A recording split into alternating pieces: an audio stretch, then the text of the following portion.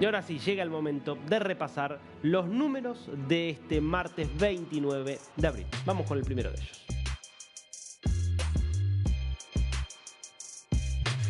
6 millones es la cantidad de personas que se han visto estafadas en lo que se considera el mayor fraude en la historia del Instituto Nacional de Previsión Social, de Servicios Sociales de la República Federativa de Brasil.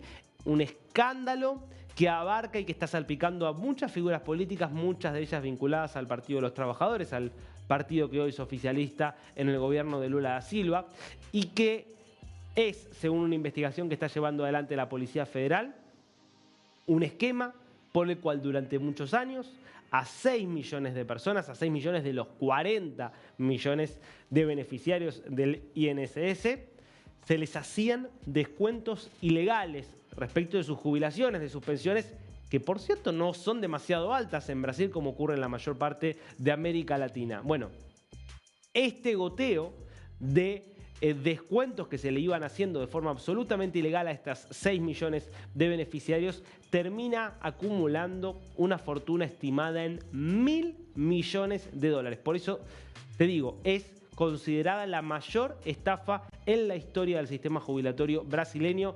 Una investigación que ya ha sido presentada por la Policía Federal y que puede acarrear severas consecuencias judiciales, pero también políticas. Vamos al segundo número del día. Perdón. 56 millones de dólares es el monto estimado de una obra de arte que fue dañada por un niño en un museo de Rotterdam. Una obra de arte de un autor. Vamos a ver la obra primero y te cuento un poquito la historia.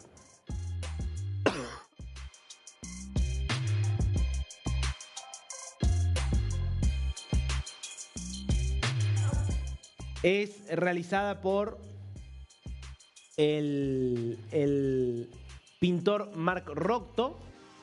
Es una obra expresionista. Y este niño, nadie termina de tener muy claro cómo lo hizo, logró rasguñar la parte de abajo de esa obra. Ves que es un lienzo muy grande. Y en este museo en Rotterdam, donde a pesar del altísimo valor de la obra, no había un cristal protector, es lo que suele pasar muchas veces con algunos lienzos más modernos. Bueno, el niño llegó a acercarse, lo rasguñó y le causó un daño que en principio es superficial. Claro, lo que sucede es que un daño superficial en un cuadro que vale 56 millones de dólares, ¿cuánto puede llegar a costar? En este momento el museo está buscando que distintos expertos en restauración de arte estén trabajando sobre el cuadro para determinar el valor total de lo que implicará su restauración, y obviamente esto puede ser un dolor de cabeza muy, pero muy grande, no sé si para el niño, pero sí para los padres. Pasemos a las caras del día. Y la primera es la de David Sánchez Pérez Castejón, el hermano de Pedro Sánchez, que ayer, en medio del apagón, que arrasó con toda la información que estaba circulando en Europa, en España, se conoció su procesamiento en una causa que lo tiene, o que lo tenía, imputado por prevaricación y tráfico de influencias. Recordemos brevemente la historia de Pérez Castejón, que es músico y que durante casi 7 años fue director de orquestas, director de las orquestas o de los conservatorios, para ser más preciso, de la Diputación de Badajoz, que es una diputación dentro de lo que es la Comunidad de Extremadura, que estaba bajo control del Partido Socialista, un partido liderado desde 2018 por Pedro Sánchez, incluso antes de que llegue al gobierno nacional Pedro Sánchez.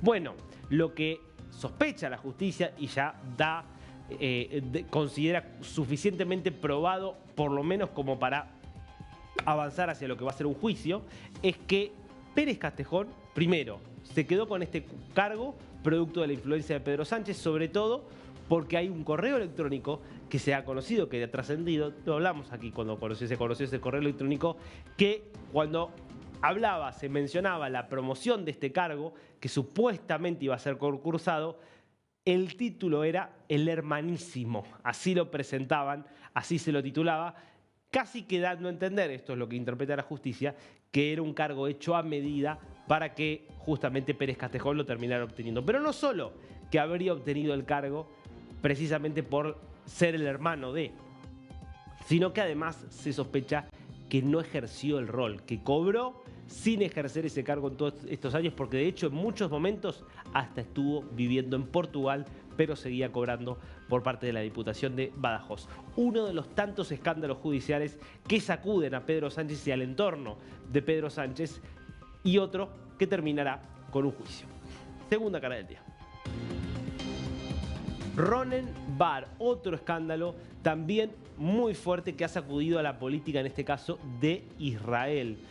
Era el jefe del Shin Bet, sigue siendo el jefe del Shin Bet, que es el servicio de seguridad interior, el servicio de inteligencia interior que tiene Israel, que es considerado por muchos uno de los mayores responsables de haber fallado, de no haber podido prever el ataque terrorista de Hamás del 7 de octubre de 2023. Hace algunas semanas, en medio de una gran polémica, el primer ministro Benjamin Netanyahu decidió desplazar a Ronen Bar. Y eso estalló toda una crisis judicial y política, porque Ronen Bar no se quería ir y porque hay toda una discusión sobre si el primer ministro tenía o no la potestad para destituir a Ronen Bar. En el medio, discusiones que tienen que ver con la interna que tiene desde hace muchos años la política israelí entre aquellos que apoyan al primer ministro Netanyahu y que quieren reformar muchas de las reglas del sistema político judicial israelí, y aquellos que son profundamente contrarios al primer ministro israelí y que quieren justamente bloquear todas esas reformas que quiere hacer el primer ministro, que terminan convirtiendo a Ronen Bar básicamente en alguien que había que defender para frenar a Netanyahu, a pesar, insisto, de todas las fallas que evidentemente cometió el Shin Bet para no haber podido prever que 4.000 terroristas iban a terminar invadiendo de la forma brutal en la que lo hicieron aquel 7 de octubre. Lo cierto es que esta crisis empieza a zanjarse a partir de la notificación que hace Ronen Bar de que el próximo 15 de junio va a terminar dimitiendo, descomprimiendo esta situación que estaba arrastrando a Israel a una nueva crisis política interna, en un momento donde obviamente el objetivo sigue siendo el mismo que desde el 7 de octubre. Recuperar y liberar a los rehenes que están secuestrados, 59 de ellos todavía permanecen en Gaza, y destruir militarmente a la organización terrorista Hamás.